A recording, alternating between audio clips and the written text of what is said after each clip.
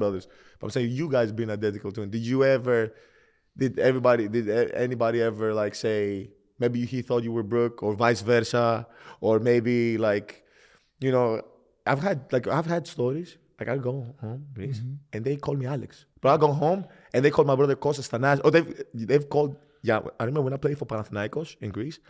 Giannis would walk to the streets in the summer and they would call me Thanasis.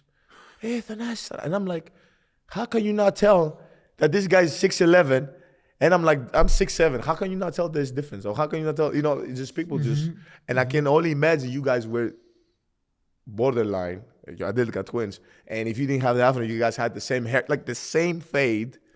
I hear Brooke a lot now.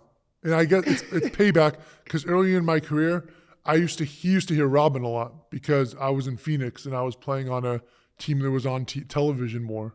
So he used to hear Robin a lot more early on. Now I hear Brooke a lot more. So it balances out. The scales of justice have balanced themselves out. That's good. Do you ever? I mean, obviously, for us it's different because it's family. But do you ever see you guys saying like, "Oh, I would love to start in the same team and play"? I mean, obviously it's a dream, but would you love like it's something that you guys obviously in the elite level? It's never something we talked about. Yeah. Because we never talked about going to the same college. We just kind of assumed, it was unspoken.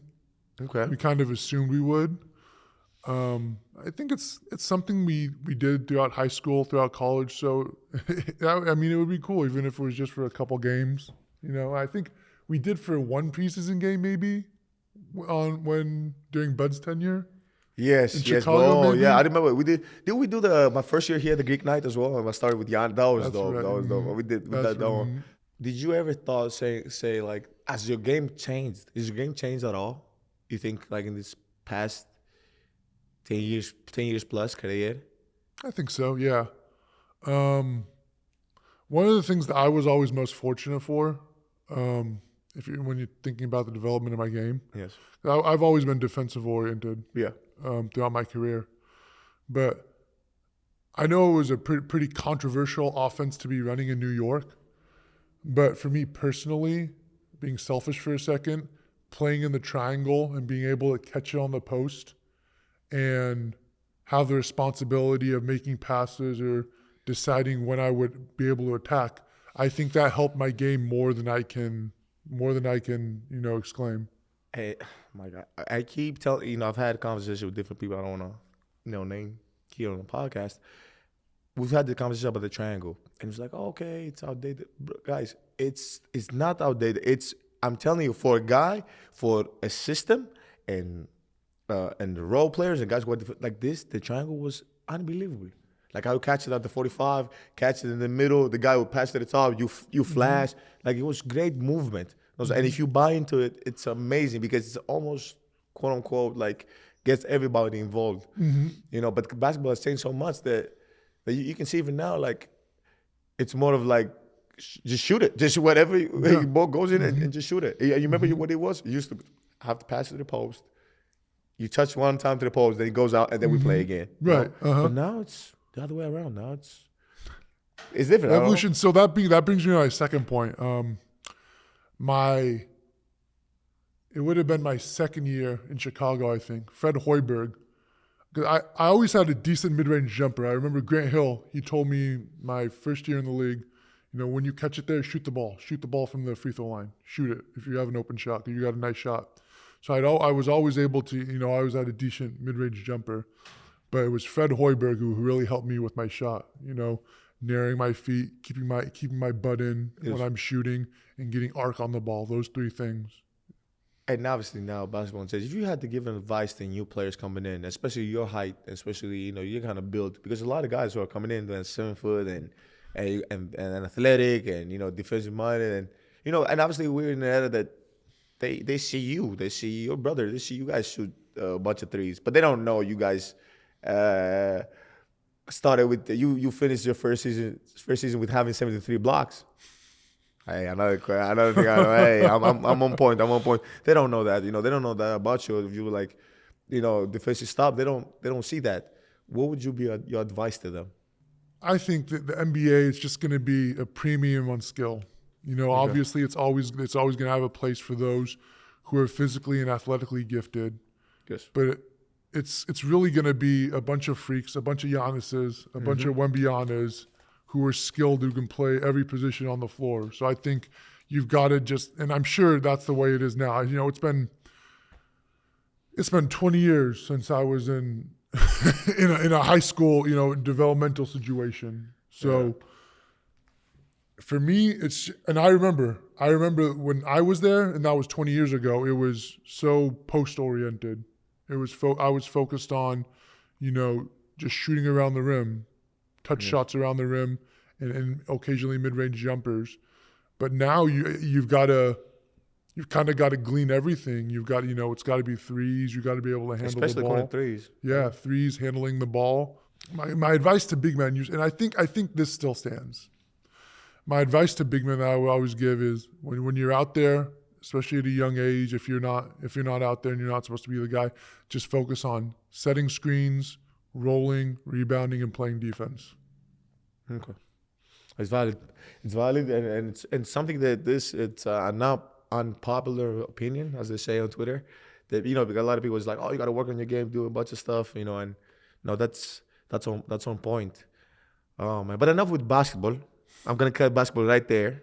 You know, I wanted to cut earlier, but you know, we love basketball, so it's one of those things, our pillars, one of our pillars as individuals. But now, rumor has it that you have an app that keeps track of every roller coaster you've been on.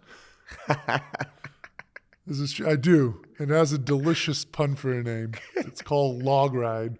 Log ride. Log Ride, yes, as in it logs all the rides that you do, and then a log ride like Splash Mountain is a log ride. You know. Yeah. So okay. So now, my question is, how? Okay. When did you develop this love for roller coasters? I mean, obviously, I know some from your brother, but I want to know you. Like, So living in Southern California, Brooke and our family would always go to Disneyland once a year. But it wasn't just Disneyland. You know, we have vivid memories of going to Universal Studios Hollywood, or going with friends to Six Flags or Knott's Berry Farm. I mean, being in Southern California, it's the, you know, second amusement park mecca after Orlando. So that's just something that we always enjoyed. And then having a twin brother with the same interest in you, it reverberated between the two of us to the point that we thought that was a pretty normal interest to have at that intensity level. When same thing with animation and comics and everything else we love, and basketball even, we found out that wasn't the case. But yes. And then I said, how many roller coasters you've been on? You think? Want to get on the app? Okay, let's see. It's definitely 150. 150? You've been in 150 different roller coasters, yeah. Different roller coasters. Are we talking about roller coasters now, or are we talking about roller coasters amusement parks? I'm at 161. 161. That's my roller coaster count according to this, yeah. In the list, it says I've done 346 inversions. I've traveled 127 miles by roller coaster. You've traveled 127 miles by roller coaster? That's what this says, yeah. That's what this says. When you start doing this? I've been to 56 parks. I've done 866 unique attractions. When did you start doing this?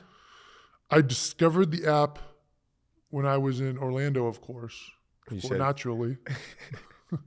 That's when I discovered the app, yeah.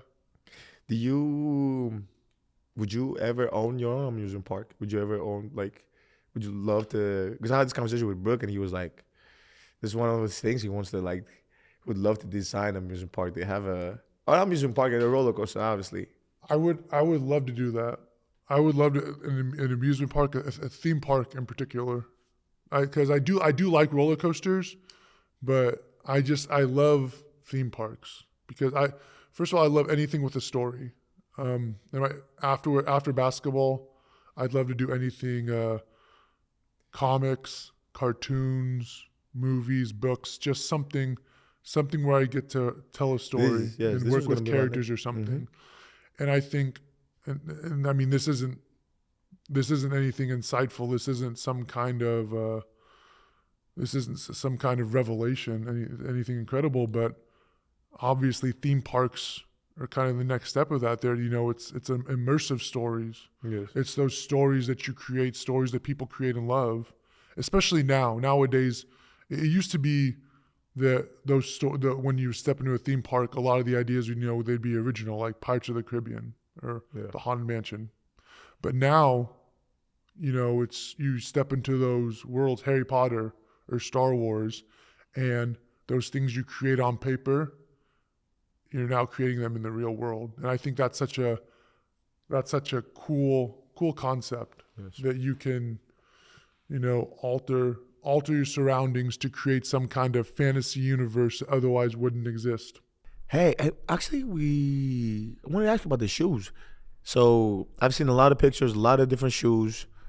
What's the process? What's the thought process? What's the process of making them? And I mean, do you have like a theme every time for a shoe?